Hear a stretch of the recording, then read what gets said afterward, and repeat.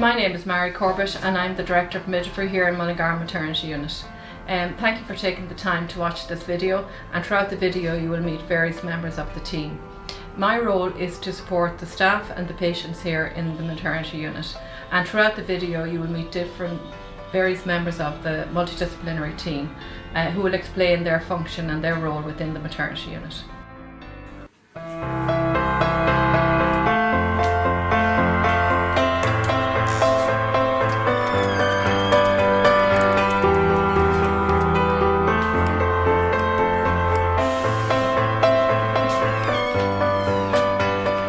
See you, for example, in a booking clinic or an antenatal clinic.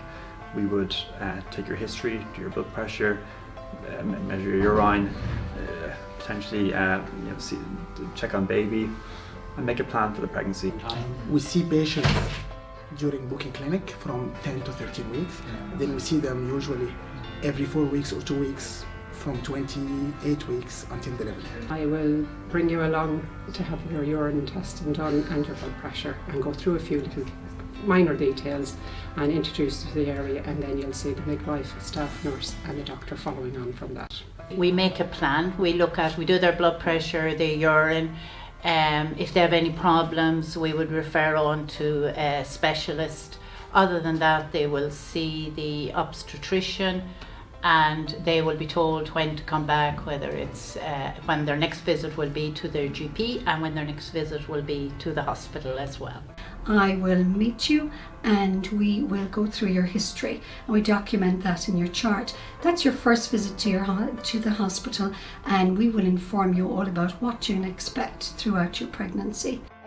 When women come in to book in for the very first visit, they usually will express interest in antenatal classes, and a referral is sent to me. Then I'll contact them later on in the pregnancy, closer to the 3rd trimester, and they start their antenatal education then.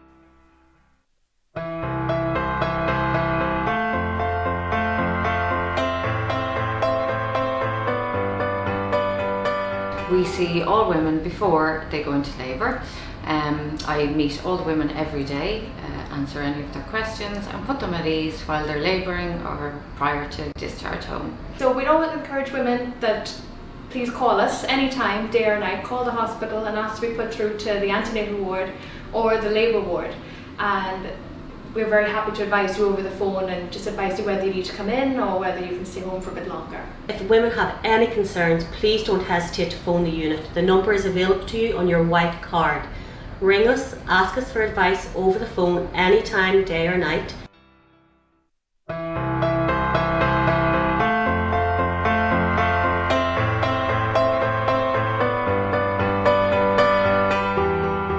would see the women almost every day. I do a ward round with the doctors, and we will review the women in the postnatal period if they have any concerns, if they have any questions. And I would link in with them on a daily basis. We'll help you feed baby, we'll get you some tea and toast and get you nicely settled in on the postnatal ward. If I meet you on the postnatal ward, I will be there to help you with any of your personal hygiene needs that you may have. I'll also help you feed your baby, I'll teach you how to bath your baby, and I will support you with any other thing that you may need me for. So obviously whatever you require, whether it's something that we have on the menu, we'll always accommodate everybody's dietary requirements. My job is to help with infant feeding. Sometimes breastfeeding, while we all know that there's lots of health benefits both for mother and baby. For mother, there's I suppose one of the ones that lots of people know is that it helps you get back in shape, but it also helps with a lot of maternal cancers and lowers your incidence of diabetes. The same for babies, it really helps build up their immunity. And we would see the ladies after they've had their babies, and we would explain to the ladies how to strengthen up their tummy muscles and strengthen their pelvic floor muscles. We also would provide the ladies with a leaflet, and on that leaflet there's a telephone number of all the physiotherapy departments in the region.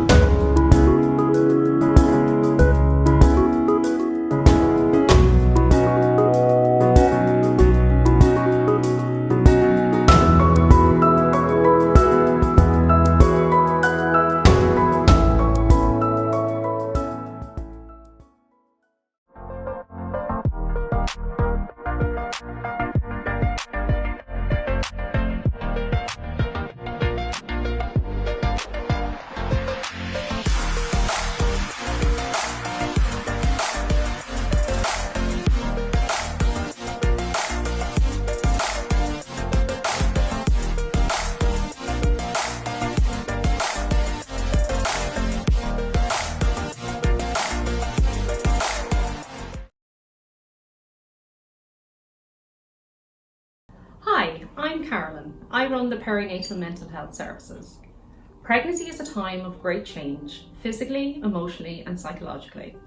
It's important to be mindful of your emotional health and well-being during this time. It is normal to feel a wide range of emotions including excitement, joy, worry, stress and responsibility. You are also pregnant during a very unusual time, a global pandemic, which contributes to new and unexpected challenges. You may need additional support in relation to your mental health if your symptoms persist for more than 2 weeks. Your symptoms interfere with your ability to work or carry out your usual day-to-day activities. Your symptoms cause considerable upset and distress, or you have suffered from mental health difficulties in the past. Mental health difficulties in pregnancy and after the birth of your baby are relatively common. Up to 1 in 5 women will experience a mental health problem in pregnancy or in the first year after birth. If you have suffered from a mental health problem in the past, you are more vulnerable to relapse at this time. This is nothing to feel ashamed of. With the right help and support, you will be back on track and begin to grow in confidence as a mum and enjoy being with your baby. Referrals to the Perinatal Mental Health Service can be made by your GP, midwife, obstetrician or public health nurse.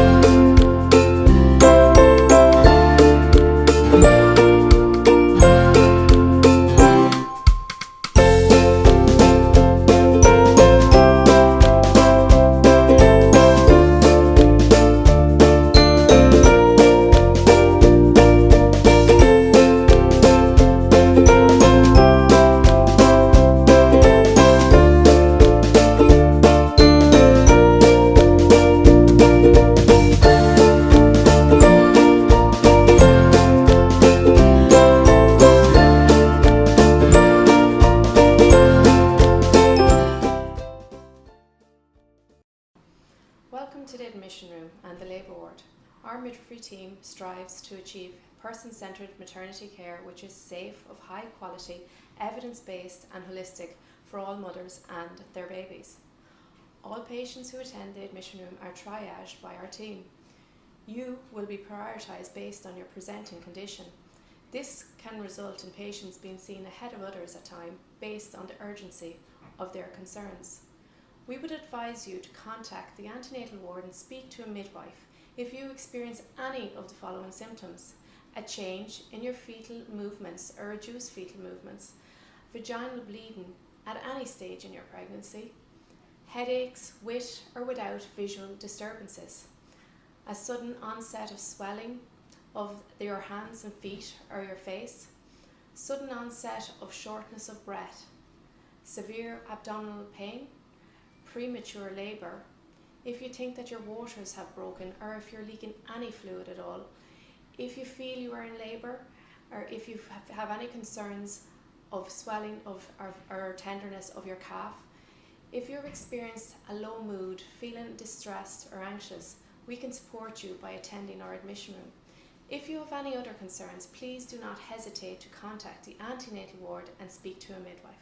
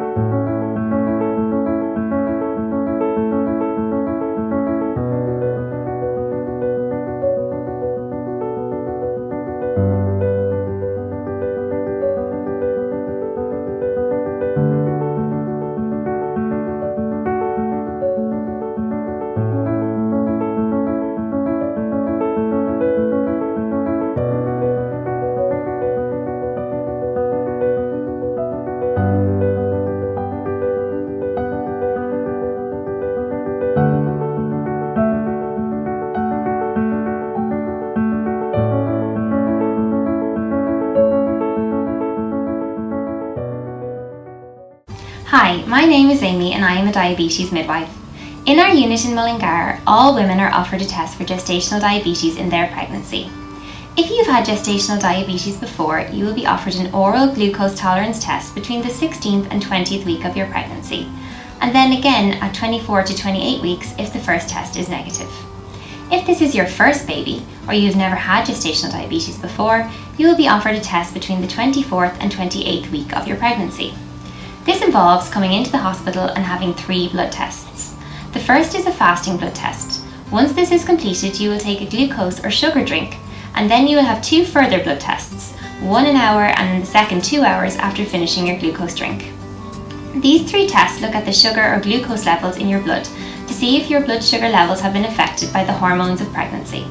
If any of these tests show high blood glucose levels, I will call you and we will discuss what this diagnosis means for you and what the next steps will be in your care.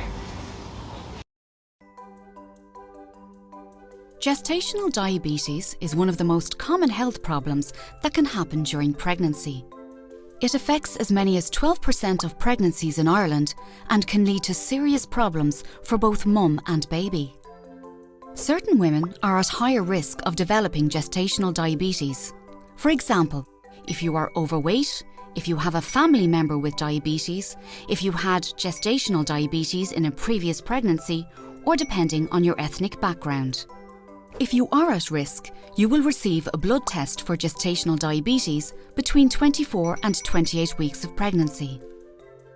If you are diagnosed, there are day-to-day changes you can make to stay healthy. How much exercise you get and what kind of food you eat can have important effects on your health and your baby's health. But what happens when you have gestational diabetes, and how can diet and exercise help? Food and drinks are broken down in your digestive system.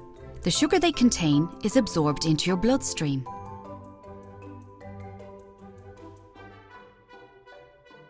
But sugar needs insulin to work.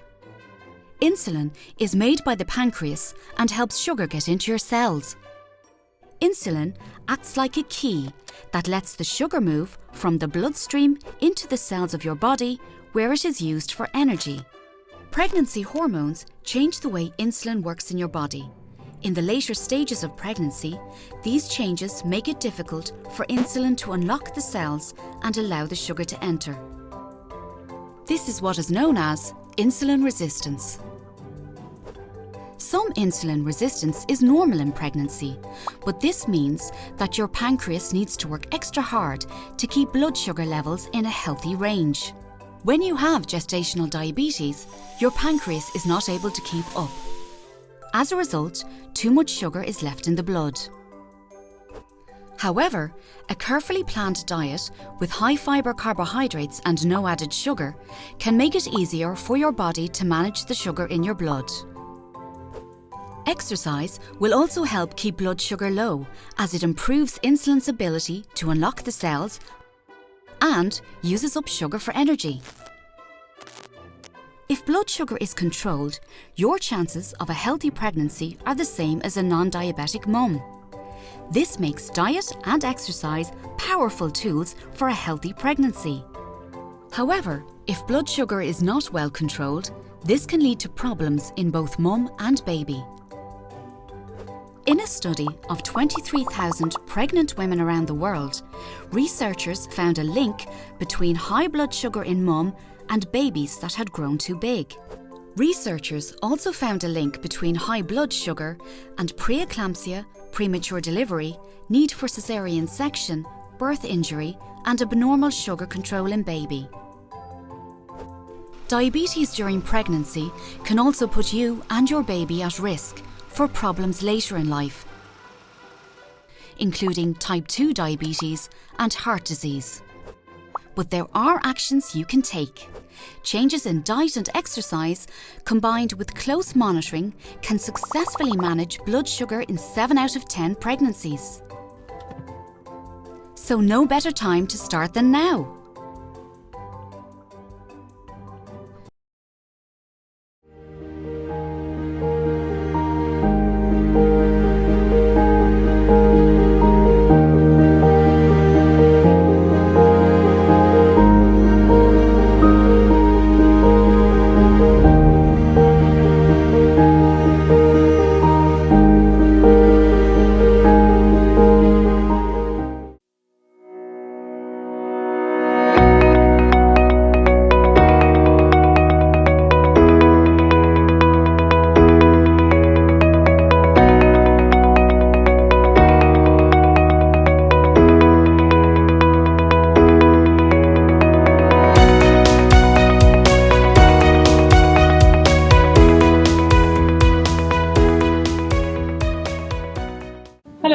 name is Sinead Thompson and I'm a community midwife at the National Maternity Hospital.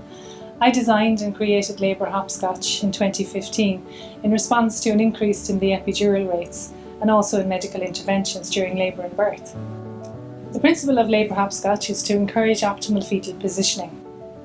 This means having your baby's head in the optimum position, lined up so it can descend into the pelvis in the optimum position for labour. When this happens, it triggers the spontaneous onset of labour. When women go into spontaneous labour, it's less likely that they'll need induction, and that means that there'll hopefully be less intervention in their births. The Labour Hopscotch framework aims to support and promote natural and active labour. It is encouraged for all women, regardless of the care pathway that they choose for their birth, but encourages more natural methods of pain relief where possible, for as long as possible in labour. Using the idea of the game hopscotch we all played years ago, each of the steps can be undertaken to remain active during labour. The process can start at home, beginning at the bottom of the hopscotch board when you're more active and mobile. The bottom square of the Labour Hopscotch is called the mobilised square, and it aims at promoting optimal fetal position. There are 4 activities associated with this step, and it's important that these 4 positions are practiced throughout the antenatal period in preparation for your labour. Your midwife will explain the positions to you during your pregnancy.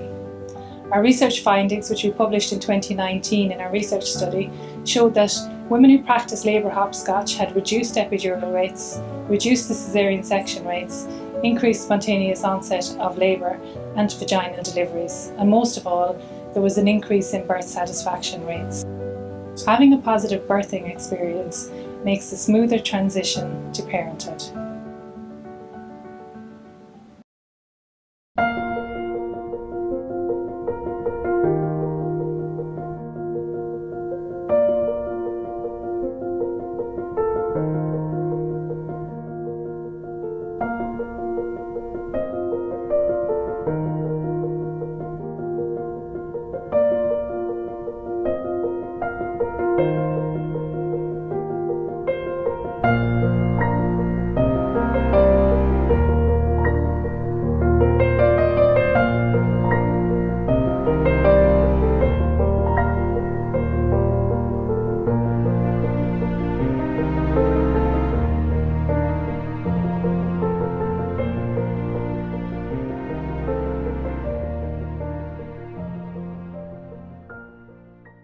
Welcome to the Fetal Assessment Unit.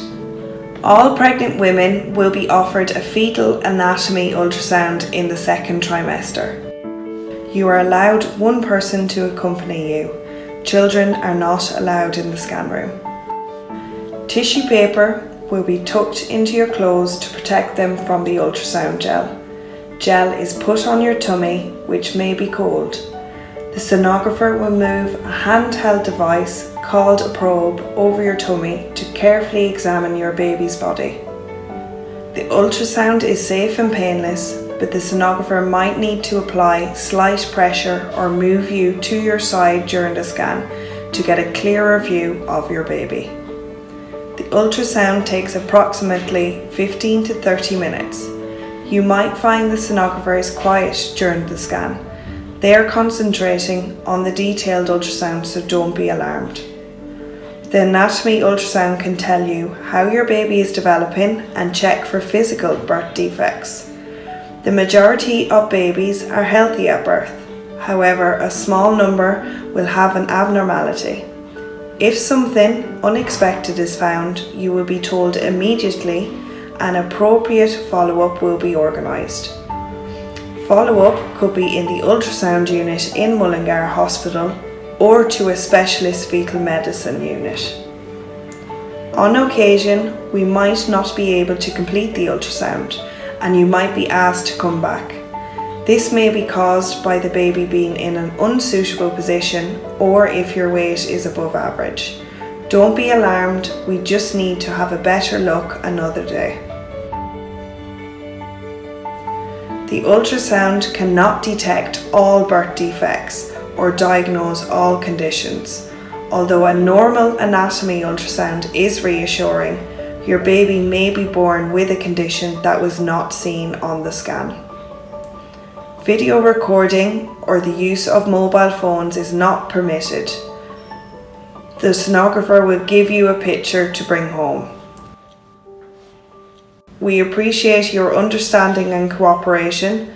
Please don't be afraid to ask us any questions before or after the ultrasound.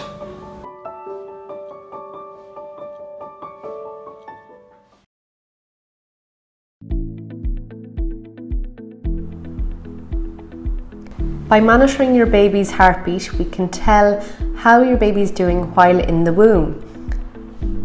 We listen to the speed and pattern of your baby's heartbeat, and we do so by using different devices. The baby's heartbeat in the womb can vary from 110 to 160 beats per minute. The midwife will also ascertain the mother's heartbeat by checking her pulse to ensure we can tell them apart. If you're having a straightforward pregnancy, we can listen to baby's heartbeat intermittently, using either a trumpet-shaped device called a fetal Pinard stethoscope or a handheld Doppler, sometimes called a sonic aid. This is applied to the mother's abdomen over the baby's back, and we can hear the heartbeat through it. This is used every 15 minutes or so in the first stage of labour, following a contraction. We listen more frequently in the second stage of labour as the baby is being born. If your baby requires continuous monitoring in labour, we use an electronic cardiotocograph or CTG machine.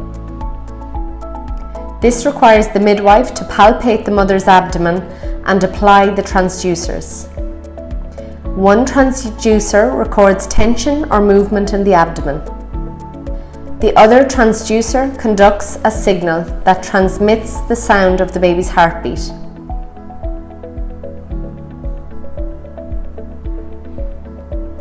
The CTG is considered to be a safe test. It does not use radiation.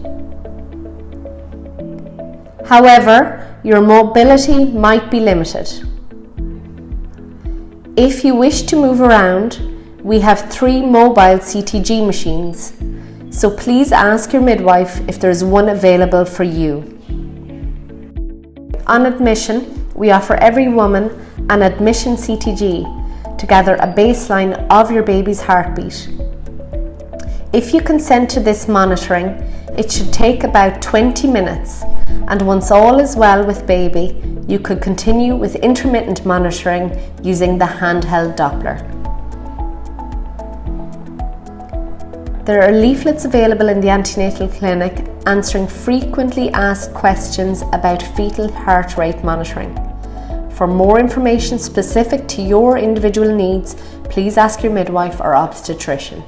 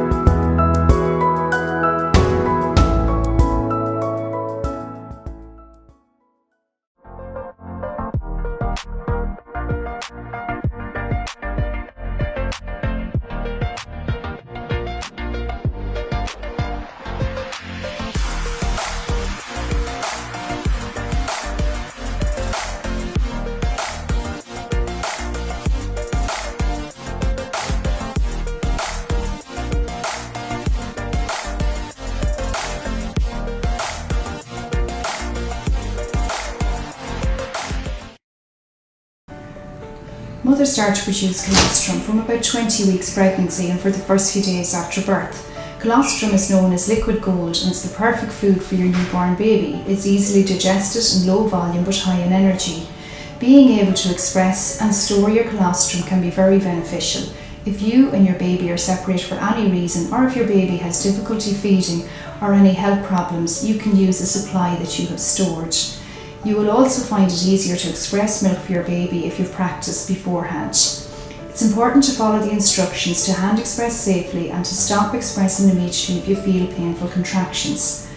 Talk to your healthcare provider before you start hand expressing. To watch an instructional video on how to hand express colostrum in pregnancy, go to the whatsupmom.ie website. Hi, my name is Caroline and I'm a midwife working here at the maternity unit in Mullingar. I'm going to talk to you a little bit about how important it is to stay upright and active throughout your pregnancy and also during your birth. It's really important the whole way through your pregnancy is to stay as active as you can and try and get out every day, at least once a day, for a good long walk. And the importance is that this encourages baby to come into the birth canal in a good position for birth. So there's many positions that we would talk to you about throughout the antenatal period. And that would include a lot of the steps included in the labour hopscotch tool. So now I'm going to go through some of the equipment that's available to you when you come to us.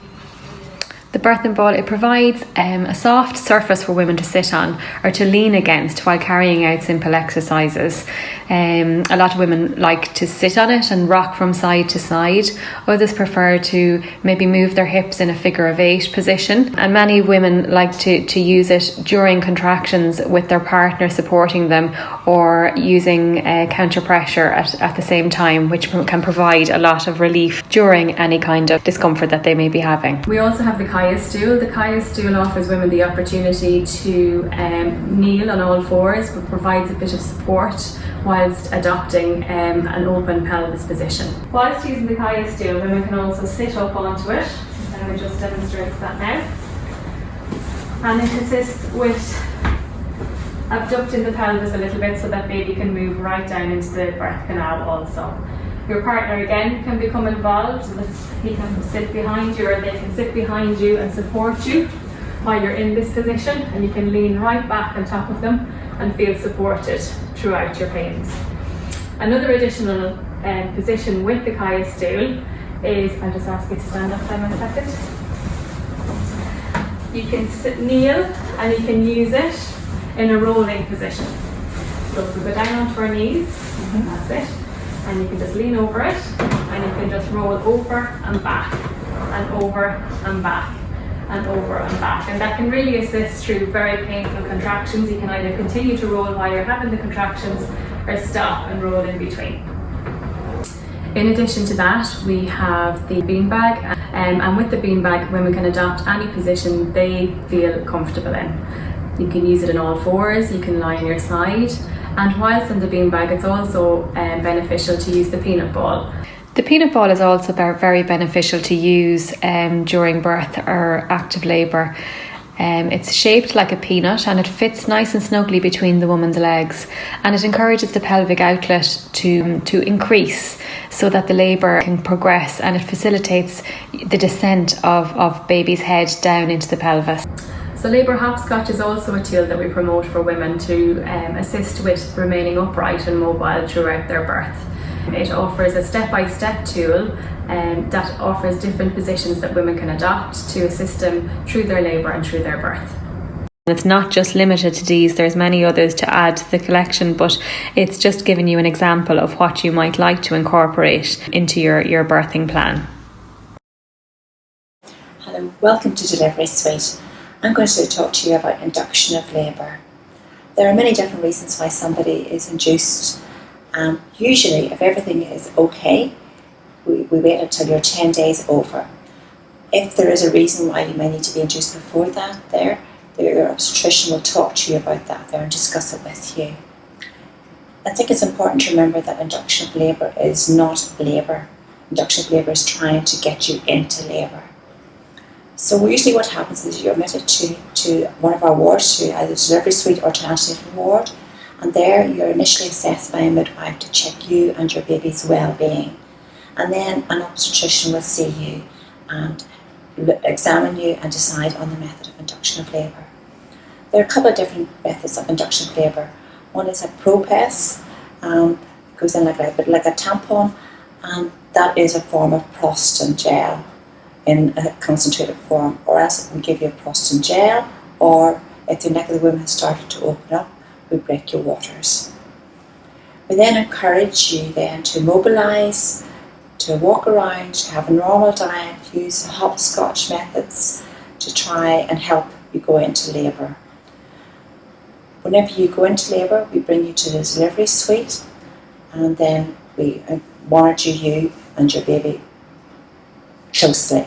Okay, I just wanted to emphasise that it can take a while to get into labour. It can take a couple of days even. Obviously we hope that you will go into labour that day, as I'm sure you do, but just to be aware that it can take a couple of days to go into labour. And throughout that time you will be monitored closely. Hello, my name is Trasa. I am one of the labour ward managers, and I'm going to talk to you about pain relief options available to you in labour. We would recommend utilising the natural methods of pain relief, such as the deep breathing techniques, labour hopscotch, TENS machine, utilising your warm packs, and taking a hot bath. All of these methods are very, very useful, and sometimes all women will need in early labour. There are, however, other options available to you also here in the labour ward. Firstly, there's the Entonox, the gas and air, which is inhaled through a mouthpiece. This is very effective at helping you breathe through your contractions. You take the mouthpiece and inhale the gas when the contraction starts. You use your deep breathing techniques. It will help you to cope with your contractions during labour. You can also avail of pethidine injection. This injection is given alongside an antiemetic or anti-sickness injection. It will take the peak of the labour contraction away. You may feel a little drowsy after taking this medication. You would be advised to stay in bed after having this injection. The next option available to you then is the epidural. An epidural is an injection in your back. It is administered by the anaesthetist, who will discuss the options, advantages and disadvantages of an epidural and ask you to sign a consent prior to its administration. It is a very effective method of pain relief in labour. All of these options will be discussed in detail with you and what is best for you at the stage of labour you are at with your midwife, and she will be there to support you with your choices for pain relief in labour. Congratulations, my name is Evelyn and I'm the manager of the postnatal unit, and I would like to welcome you here after the birth of your baby. We would love for you to use our new Danu suite, which was created especially for new mums to relax and have some quiet time with their baby day or night. This suite is named after the Celtic goddess Danu, who is considered the Great Mother of Ireland, representing knowledge, wisdom, nurture and strength. Danu represents how strong you women are and empowers mothers as they embrace on this new journey of motherhood. If during or after your stay you have any questions, we will be delighted to help, so please don't hesitate to contact any member of staff.